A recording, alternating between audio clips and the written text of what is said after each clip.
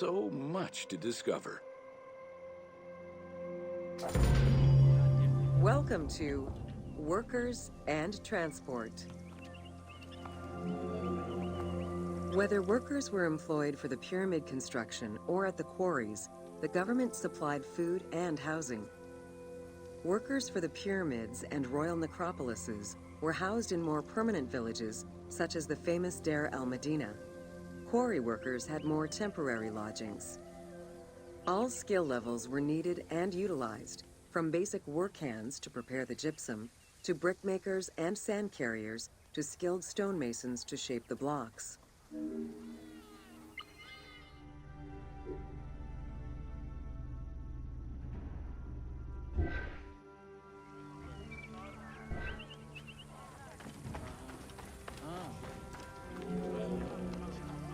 Skilled architects and engineers were employed year-round, while support labor were often farmers who worked on the quarries or construction during the Nile's flood season. The basic laborers were hard-working and versatile. Many may have been farmers who joined the construction during the off-season. Hieroglyphs found in the work villages listed assigned job titles.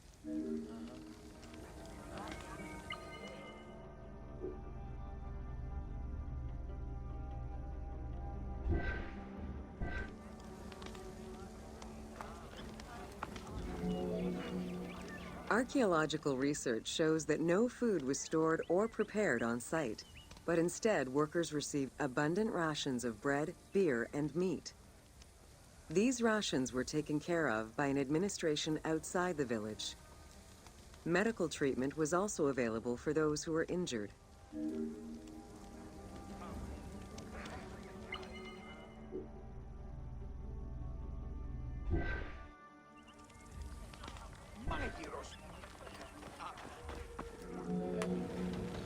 While some quarries were close to the Nile, others were located across the desert and required long expeditions. These expeditions were sanctioned by the state.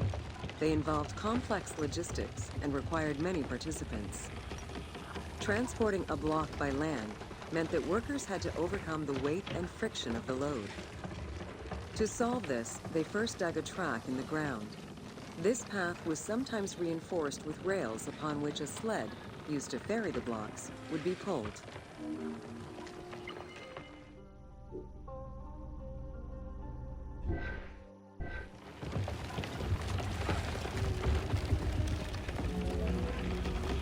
Whenever possible, blocks were toppled from a higher elevation onto the sled.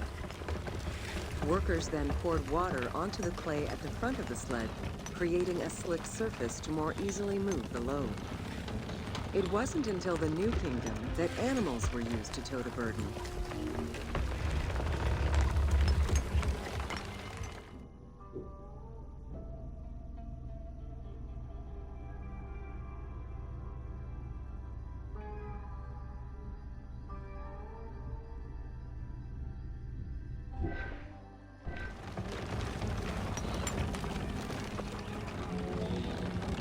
During flood season, the Nile was at its largest and deepest, which allowed the transportation of the heaviest and biggest loads.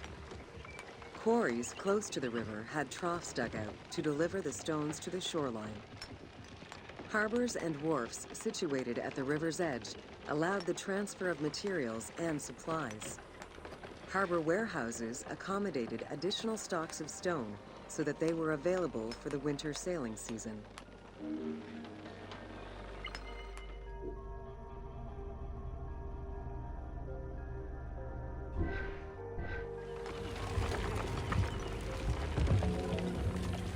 The Wadi el-Jarf papyri detail a limestone load intended for the Khufu pyramid that weighed in at 70 to 80 tons, or 30 blocks. One papyrus is a fragment from a foreman's notes, taken while working on the Great Pyramid. It details the transportation of limestone blocks from the Tura quarries to the construction site of the pyramid. The other papyri are shipping logs containing archives of the sailors assigned to sail the Red Sea and the Nile.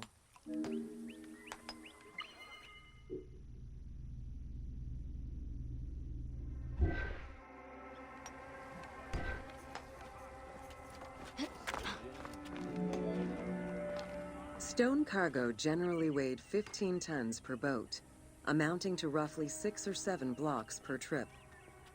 For heavier loads such as obelisks, monolithic pillars, or gigantic statues, larger boats were used.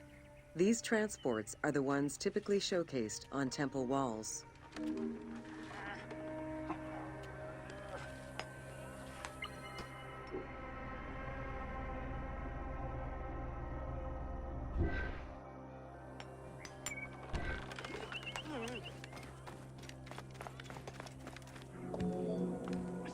River transportation was the most efficient way to ferry stone blocks between the quarry and the construction site.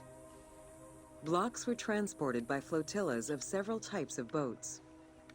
The most detailed illustration of transport by river is a relief of Queen Hatshepsut's barge with an accompanying flotilla.